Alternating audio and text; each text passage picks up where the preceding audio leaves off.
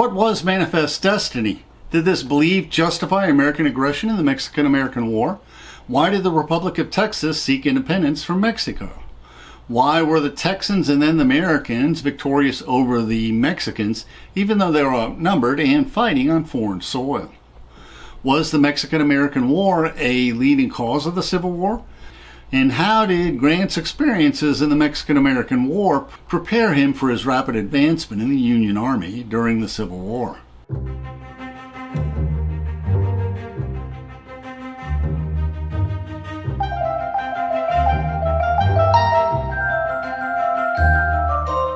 Please, we welcome interesting questions in the comments. Let us learn and reflect together. At the end of our talk, we'll discuss the sources used for this video. Please feel free to follow along in the PowerPoint script we uploaded to SlideShare, which includes illustrations. Our sister blog includes footnotes, and both include our Amazon book links. Ron Chernow begins his biography. On April 27, 1822, Ulysses S. Grant was born in Point Pleasant, Ohio, tucked away in the rural southwestern corner of the state near Cincinnati. The tiny, boxy house, constructed of wood and painted white, stood a short stroll from the Ohio River with Kentucky clearly visible on the far shore. Under its slanting roof, the residence was humble, consisting of a single open room with a fireplace. Point Pleasant was little more than a nondescript cluster of makeshift cabins overlooking bustling river traffic. Like Lincoln, Ulysses was born humbly. He was the first of 6 children, and his father was a tanner. His parents, Jesse and Hannah Grant, had been rabidly partisan Democrats who supported Andrew Jackson. Although he initially supported Jackson's veto of the charter of the Second Bank of the United States, he changed his position on the National Bank after he joined the new Whig Party. As Chernow notes, Jesse revered Henry Clay, who led the Whigs from 1834 to 1846, endorsing internal improvements, high tariffs, and a national bank, an orientation later reflected in his son's presidency. Why were Northern soldiers so willing to fight to preserve the Union? To answer this question, we need to understand the history of the decades preceding the Civil War. How did the speeches of Daniel Webster inspire the North to fight to preserve the Union? We plan more reflections on the career of Daniel Webster and Henry Clay, who delayed the sectional conflict between the free soil northern states and the slaveholding southern states as long as possible. Most Americans forget that many decades before the Civil War, South Carolina had threatened secession. What was young Ulysses like? Chernow says that in his youth, Ulysses seemed forgettable and colorless, was not wayward or rambunctious or mischievous. Like his mother, he was self-contained, as if he had trained his face to mask emotion and keep his inner life secret. Like Hannah, he was uncommonly even-tempered. Unlike many great men of history, Ulysses in his youth had no vision of a great future and was prepared to live his life in obscurity. He was underestimated by many who met him. Chernow describes traits that would serve him well later in life. Never one to initiate a fight, he refused to back down when bullied. He was roused to fury if sadistic boys tormented an innocent child or a defenseless horse. The small boys embraced him as their steadfast protector. Ulysses was born with a love for horses, Chernow notes. He liked to ride without a saddle or stirrups, sitting astride a blanket on the horse's back, and was so expert at handling horses that he began riding at age 5. He became known for breaking in wild horses for local farmers. He tamed even the most refractory horses through a fine sensitivity to their nature rather than by his physical prowess. Grant once observed, if people knew how much more they could get out of a horse by gentleness than by harshness, they would save a great deal of trouble both to the horse and to the man. Later, during the Mexican-American War, Grant demonstrated his skill at horsemanship. When under heavy fire, someone needed to ride off to request fresh supplies, and Grant volunteered. Chernow writes, with daredevil dexterity, Grant wound one foot round the saddle, draped an arm over the neck of the horse, and rode off at full gallop, using the horse to shield his entire body. And the Mexicans got only brief, intermittent glimpses of his hidden, low-slung figure as he streaked by at high velocity. And his horsemanship and calculating coolness and courage under fire combined to make him one of the greatest generals in American history. Plus, his compassion for the freed slaves made him a great Civil War general. When researching the other reflections on General Grant and the Civil War, I encountered a fascinating letter from a Union cavalryman describing how horses suffered even more than soldiers in the Civil War. Now, the Panic of 1837 prompted his father Jesse to economize, and he realized that if Ulysses attended the military academy at West Point, he would not need to pay tuition. At first, Ulysses objected to these plans, but relented after his father snagged a congressional appointment for his son at West Point. By mistake, his name was listed on the application as Ulysses S. Grant, the S not standing for anything. For the rest of his life, he was known either as U.S. Grant or, after he gained a staunch military reputation, as Unconditional Surrender Grant. And during his time at West Point, Ulysses S. Grant remembers, "During my first year's encampment, General Scott visited West Point and reviewed the candidates. With his commanding figure, his quite colossal size, and showy uniform, I thought him the finest specimen of manhood my eyes had ever beheld, and the most to be envied. I could never resemble him in appearance, but I believe I did have a presentiment for a moment that someday I should occupy his place on review, although I had no intention then of remaining in the Army." Now, many future generals from both the Union and Confederacy attended West Point. When he graduated, his rank was 29 in a class of 39. If you consider those cadets who dropped out, he would have been in the top quarter of the initial candidates. West Point emphasized math, engineering, geography, and history, and also military schools and strategy. One favorite professor admired the battlefield strategies of Napoleon, who had been defeated at Waterloo in 1815, which was only 24 years before Grant entered West Point. After graduation, Grant coveted a cavalry assignment, but was instead offered an infantry commission at the Jefferson Barracks near St. Louis, Missouri, which he accepted. One of his classmates, who would later become a family friend, was the tall and gangly James Longstreet, who would later serve under Robert E. Lee, who dubbed him "my old war horse." Longstreet later warmly remembered that Grant had a girlish modesty, a hesitancy in presenting his own claims, a taciturnity born of his own modesty, but a thoroughness in the accomplishment of whatever task was assigned him. They were so close that James rode out with Ulysses to visit his new flame, Julia Dent, and the friendship between these two families was interrupted by the Civil War. And Ulysses remembers his uncourtship with Julia Dent. At West Point, I had a classmate, F.T. Dent, whose family resided some 5 miles west of Jefferson Barracks, whom he rode out to visit, and as I found the family congenial, my visits became frequent. And Grant recalls, there was an older daughter of 17 who had been spending several years in a boarding school in St. Louis. In February, she returned to her country home. After that, I do not know, but my visits became more frequent. They certainly became more enjoyable. We would often take walks or go on horseback to visit the neighbors, until I became quite well acquainted in that vicinity. And Ulysses doesn't tell us much about his new love, Julia. Details are drawn from Chernow's biography. One gets the impression when reading Grant's memoirs that Julia was a benign, kindly presence who was always destined to anchor his life. Many biographers posit that he drank the most when they were the longest separated while he was on military assignments. And perhaps that is why he resigned from the Army after the Mexican-American War. One of Chernow's sources is the memoirs of Julia that describe how Julia's younger sister swooned over our second lieutenant. Like Grant, Julia loved to read. She loved Homer's Iliad and Odyssey, and she loved history. Her family lived on an 850-acre estate with orchards growing peaches, apples, apricots, nectarines, plums, cherries, grapes, and other small fruits. And the Dents owned 13 slaves and would own 30 in another decade, who grew the cash crops of wheat, oats, corn, and potatoes that formed the basis of the family wealth. In her memoirs, Julia presented her childhood as a picturesque saga of a Southern belle pampered by adoring slaves. She recalled that the Dent slaves were all very happy, at least in Mama's time, though the young ones became somewhat demoralized about the beginning of the rebellion, when all the comforts of slavery passed away forever. Julia had fond memories of Ulysses.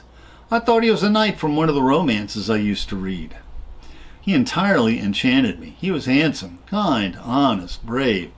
He He was scarcely real to a little girl like myself. And Chernow tells us, Julia sensed a decency about Grant that set him apart from other young soldiers. Soon after Grant left on extended leave to visit his parents in Ohio, his regiment was ordered to march to Louisiana, but he did not receive these orders for several days and turned back, having to cross a raging creek to briefly visit the Dents. How does Grant tell us he was madly in love with Julia Dent? Before I mustered up the courage to make known, in the most awkward manner imaginable, the discovery I had made on learning that the 4th Infantry had been ordered away from Jefferson Barracks. The young lady afterwards admitted that she, too, although until then she had never looked upon me other than as a visitor whose company was agreeable to her, had experienced a depression of spirits she could not account for when the regiment left. What to do now? Grant remembers. During that time there was a constant correspondence between Miss Dent and myself, but we met only once in the period of 4 years and 3 months. In May 1845, I procured a leave for 20 days, visited St. Louis, and obtained the consent of the parents for the union, which had not been asked for before. And during this time, both Texans and Americans seek war with Mexico. Ulysses S. Grant and the leading generals for both the Union and Confederate armies attended the West Point Military Academy before fighting in the Mexican-American War, which compelled Mexico to recognize the secession of the Free State of Texas and to sell its interests in California and other territories in between to the United States, which today compromises 5 other southwestern states. When Spain ceded Florida to the United States in the Adams-Onis Treaty in 1819, they agreed that the land that today comprises Texas, California, and the states in between belonged to Spain. Later, when Mexico declared its independence, the subsequent treaty agreed that these remained the borders. And since these territories were sparsely populated, Mexico encouraged American settlement in these territories. However, there was friction with the Americans, since many Texan settlers owned slaves, whereas Mexico had freed its slaves. Many Texans agitated first for the independence of the Texas Republic, then its subsequent annexation by the United States. And the Democrats promoted this idea of manifest destiny, that Americans were destined to expand westward to claim the continent from the Atlantic to the Pacific Oceans and perhaps beyond. Northern Whigs and future Republicans, including an obscure Illinois congressman in the House of Representatives named Abraham Lincoln, were less enthralled with manifest destiny, particularly the annexation of Texas, since that would increase the number of slave states that would be represented in the Senate and the House. Ulysses S. Grant was promoted several times in this brief war, gaining valuable battlefield experience, preparing him for leadership in the upcoming Civil War. Many of the tactics, strategies, and wartime policies of the Civil War had their origins in the Mexican-American War. Grant covers the battles he fought in greater detail, and Ron Chernow in his biography covers them in less detail. But we will instead provide a summary of the war from Dr. Wikipedia, as we're not interested in the individual battles as we are in the interesting insights into the ordinary life of Mexicans and soldiers on both sides, and Grant's impressions of the war, and his impressions of the generals who fought in the war and their tactics and strategy. In October 1835, the Texans rebelled against the central government of Texas, seeking independence for the Republic of Texas. The rallying cry of Remember the Alamo sought revenge for the defeat and massacre of the small Texan contingent at that tiny mission in San Antonio. Although the Texans were the underdogs battling the more numerous Mexican army, they eventually defeated the Mexican forces at the Battle of San Jacinto, capturing the Mexican general Santa Anna. However, the peace treaty they compelled him to sign as a prisoner of war was repudiated by the Mexican Congress. Since other conflicts distracted the Mexican officials, there was no further resolution on the validity of this treaty. Whether the border between the two countries was the Rio Grande River or the more northerly Nueces River was resolved by the ensuing war.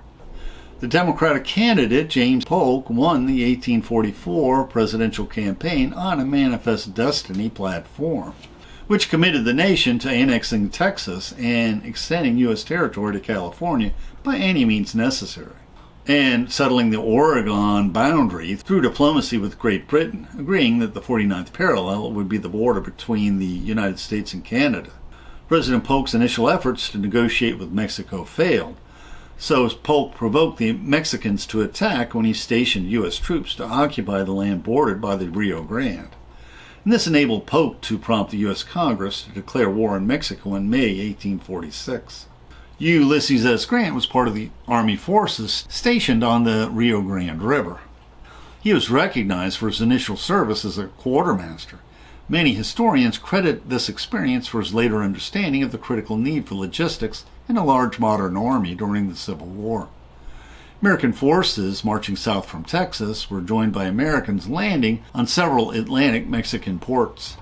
Eventually, the American forces captured and occupied Mexico City before negotiating a peace treaty recognizing Texan secession and purchasing the other territories from Mexico in February 1848. There was also tension between American settlers in California and Mexico. American soldiers were transported by the U.S. Navy to Monterey, California, while other brigades marched overland from U.S. territory. After several battles, Major General Fremont in February 1848 negotiated a treaty surrendering the California territory to the United States. The territories around New Mexico were another theater of war with numerous battles, where the U.S. Army was also victorious. And the denouement to this conflict was the Gadsden Purchase in 1854.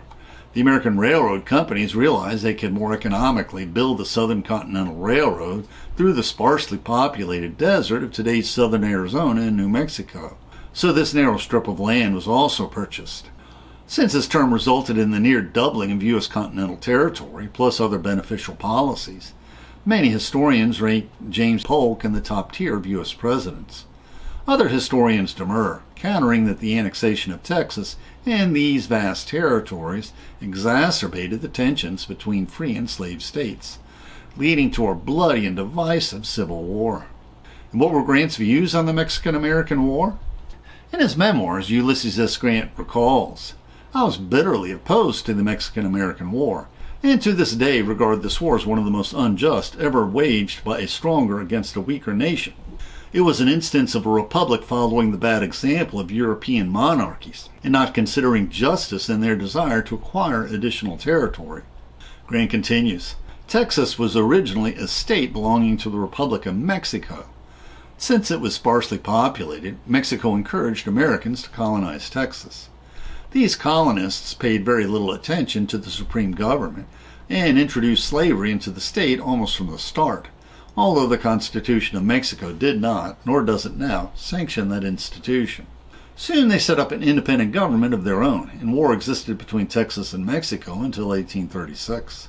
Grant continues, "The occupation, separation, and annexation were, from the inception of the movement to its final consummation, a conspiracy to acquire territory out of which slave states might be formed for the American Union. Texas, as an independent state, had never exercised jurisdiction over the territory between the Nueces River and the Rio Grande.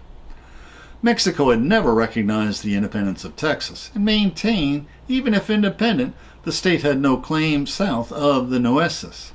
Grant continues, "I am aware that a treaty made with the Texans with Santa Anna while he was under duress ceded all the territory between the Nueces and the Rio Grande. But General Santa Anna was a prisoner of war when the treaty was made, and his life was in jeopardy. He knew, too, that he deserved execution at the hands of the Texans, if they should ever capture him. The Texans, if they had taken his life, would have only followed the example set by Santa Anna himself a few years before, when he executed the entire garrison of the Alamo and nearby villagers." Ron Chernow writes, "With potent backing from slaveholding states, James K. Polk, a Texas Democrat, who made Texas and Oregon annexation the centerpiece of his campaign, scored a narrow victory in the presidential race over the Whig Henry Clay. Like other Whigs, Jesse Grant feared the admission of Texas might further entrench slavery and strengthen the Democratic majority in Congress. Now, on the other hand, the in-laws felt differently. Colonel Dent was equally hell-bent on absorbing Texas into the Union. Emboldened by the Democratic victory, the lame duck Tyler administration lobbied hard for a joint congressional resolution to annex Texas, which was passed in February of 1845, a month before the inauguration of the new president. Once outgoing President Tyler signed it, Mexico severed diplomatic relations with the United States and mobilized for war. Grant concludes, "It is to the credit of the American nation, however, that after conquering Mexico, and while practically holding the country in our possession, we paid a round sum for the additional territory taken, more than it was worth to Mexico. The Southern Rebellion was largely the outgrowth of the Mexican War. Nations, like individuals, are punished for their transgressions, and we got our punishment in the most sanguinary and expensive war of modern times." Why were the Americans victorious when fighting a more numerous enemy in its home territory? Since this war divided American public opinion, the American soldiers bore no resentment towards their often ill-fed and abused enemy forces, resulting in more humane treatment of the Mexican soldiers and population. Plus, the American forces were far better fed, far better equipped and supplied, with superior training and morale. And the Mexican army was outmatched by the American forces. Ulysses Grant describes one of the early battles of the war. "The Mexicans immediately opened fire upon us, first with artillery and then with infantry. At first their shots did not reach us, and the advance continued. As we got nearer, the cannonballs commenced going through the ranks. They hurt no one, however, during this advance, because they would strike the ground long before they reached our line, and ricocheted through the tall grass so slowly that the men would see them in open ranks and let them pass." Grant continues, "The Mexican army of that day was hardly an organization. The private soldier was picked from the lower class of the inhabitants when wanted. His consent was not asked. He was poorly clothed, worse fed, and seldom paid. He was turned adrift when no longer needed. The officers of the lower grades were but little superior to these men." Grant also remembers, "The better class in Mexico are very proud and tyrannize over the lower and much more numerous classes, as much as a hard master does over his Negroes, and they submit to it quite as humbly." Dr. Wikipedia adds that after the American armed forces fared so poorly when battling Great Britain in the War of 1812, Congress invested heavily in the Navy and created and equipped a standing army of 12,000 men. In contrast, the Mexican army was using surplus British muskets and outdated artillery left over from the Napoleonic Wars. There was little enthusiasm for the war among Mexicans. Only 7 of the 19 states of Mexico contributed funds, arms, and soldiers to the Mexican army. In his letters to his wife Julia, Grant discovered something curious about himself in his maiden battle. He was tranquil in warfare, as if temporarily anesthetized, preternaturally cool under fire. Compared to many other wars, although there were exceptions, overall the enemy forces were treated humanely both in the Mexican-American War and in the Civil War. Now, excepting Sherman's march to the sea when he burned and destroyed whatever supplies his army encountered in Georgia and the Carolinas, and when Grant's Union army lived off the land before the siege at Vicksburg, there was little looting and plundering during the Civil War, as both armies generally sought to compensate owners for any supplies seized for use by their armies. These humane practices followed precedents set during the Mexican-American War. However, Grant did notice some Texans and volunteers were guilty of violence and even murder towards the defeated Mexican civilians. Grant remembers, General Taylor was opposed to anything like plundering by the troops. He looked upon Mexicans as the aggrieved party and was not willing to injure them further than his instructions from Washington demanded. His orders to the troops enjoined scrupulous regard for the rights of all peaceable persons and the payment of the highest price for all supplies taken for the use of the army.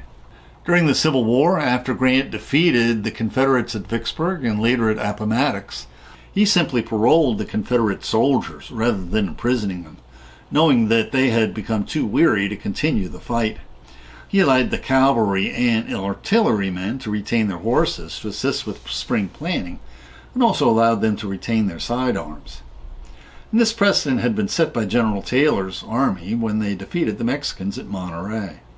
Grant remembered, many of the Mexican prisoners were cavalry, armed with lances, and mounted on miserable, little half-starved horses that did not look as if they could carry their riders out of town. And the men looked in but little better condition.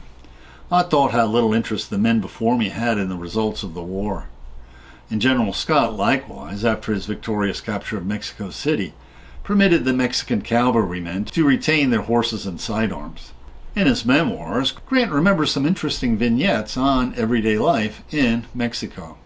Grant remembers, between the Rio Grande River and the Nueces River, there was a large band of wild horses, probably as numerous as the band of buffalo roaming further north in days past. The Mexicans used to capture these in large numbers and sell them to the Americans, and some to the army for $8 to $12 each, or wholesale for $36 a dozen. And the horses were generally very strong, like a Norman horse, with very heavy manes and tails. They were accustomed to grazing for forage, which was helpful since hay was often unavailable during military campaigns. And previously, Grant had remarked that he never liked to hunt and was not very good at it. He especially disliked the favorite Mexican sport of bullfighting, where typically 4 to 6 bulls were sacrificed for an afternoon's entertainment. Grant only had the stomach to attend one such performance. He wondered how human beings could enjoy the suffering of beasts, and often of men. It was a dangerous sport. He witnessed one mad bull rush and kill both horse and rider. Now, men on horseback and on foot would antagonize the beast, pricking it with spears with explosives attached to frighten them. At last, a man on foot waves the famous red cape, and the bull rushes for it and is allowed to take it in his horns, covering the bull's eyes. And Grant continues, when the bull is worked into an uncontrollable frenzy, the horsemen withdrew, and the matadors, literally murders, enter, armed with knives with blades over a foot long and sharp. And the trick is to dodge an attack and stab him to the heart as he passes. If these efforts fail, the bull is lassoed, held fast, and killed by driving a knife blade into the spine just back of the horns. And what were Grant's assessment of his commanding generals? Ulysses Grant learned that the Mexican War was a political war. The administration conducting it desired to make party capital of it. General Scott was at the head of the army, and his claim to command was not disputed by President Polk. Now, Scott was a Whig, while members of the administration were Democrats. General Scott was also known to have political ambitions. Nothing so popularizes a candidate for high office as military victories. It would not do, therefore, to give him command of the army of conquest. But the other general, Zachary Taylor, was also politically ambitious and was lauded in the press for his victory over the Mexicans at Monterrey. Grant remembers, it was finally decided to send General Scott to Mexico in chief command and to authorize him to carry out his own original plan, that is, to capture Veracruz and march upon the capital of the country, Mexico City. Ulysses Grant would later show the same self-deprecating tendencies he noticed in General Taylor. General Taylor was not an officer to trouble the administration with his demands, but was inclined to do the best he could with the means given him. He never made any great show of parade, either of uniform or retinue. In dress, he was possibly too plain, rarely wearing anything in the field to indicate his rank, or even that he was an officer. But he was known to every soldier in the army, and was respected by all. No soldier could face either danger or responsibility more calmly than he. Grant remembers, General Taylor never wore a uniform, but dressed himself entirely for comfort. He moved about the field to see through his own eyes the situation. General Scott was the exact reverse.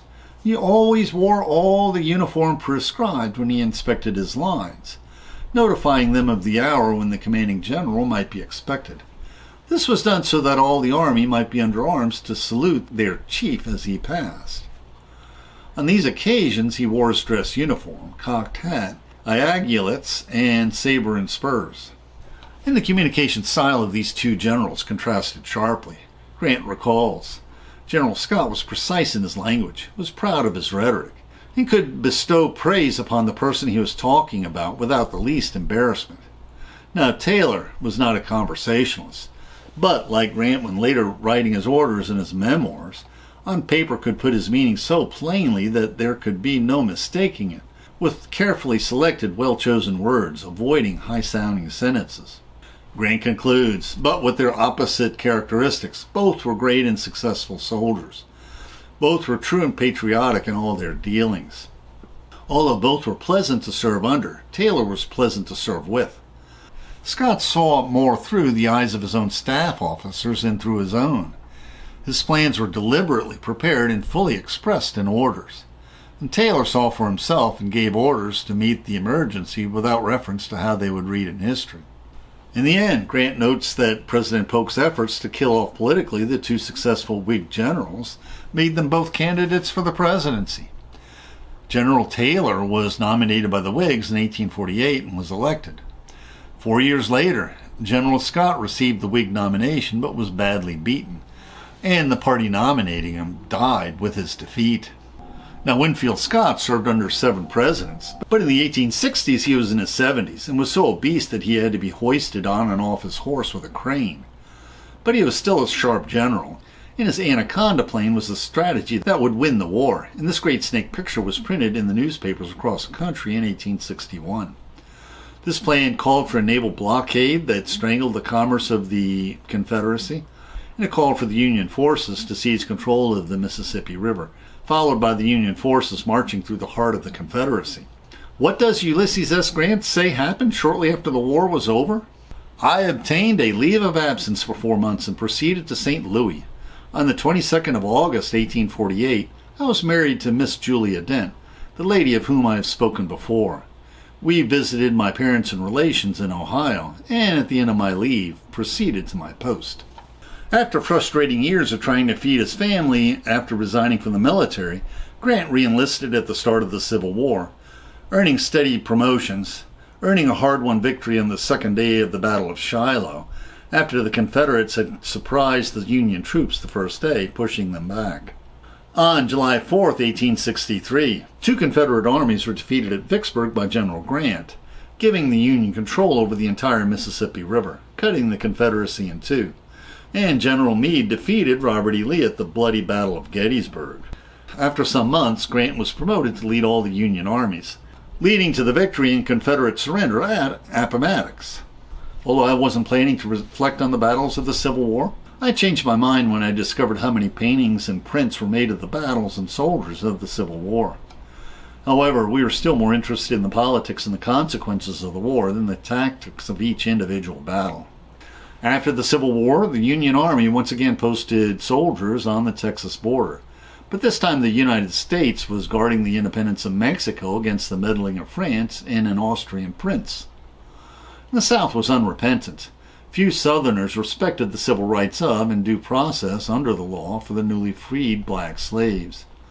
And the Northern congressmen put the South under military rule, and Union soldiers guaranteed the civil rights of the freed black slaves. Murders and crimes that could not be prosecuted in local Southern courts were tried in federal courts. But after the Panic of 1873, the deep 5-year economic depression sapped Northern patience, and popular opinion turned against perpetually stationing federal troops in the Southern states to enforce the civil rights laws. And we also reflected on Grant's Indian policies and Custer's defeat at the Battle of Little Bighorn at the end of his second term. The presidential election of 1876 was contested. The white supremacist Democratic Party intimidated colored voters and nearly stole the election. Under the Compromise of 1877, the Republican presidential candidate was chosen by the Electoral College, and in exchange, federal troops were withdrawn from the former Confederate states. The Reconstruction era ended, and the Jim Crow and Redemption era began, leading to the stripping away of most civil rights for blacks in the South.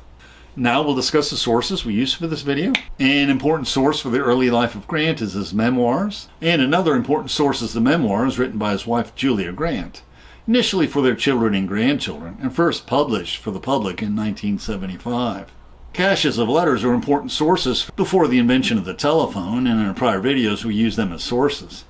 And Ron Chernow published a collection of over 80 letters hurriedly written by Grant to his precious Julia, often in the thick of battle.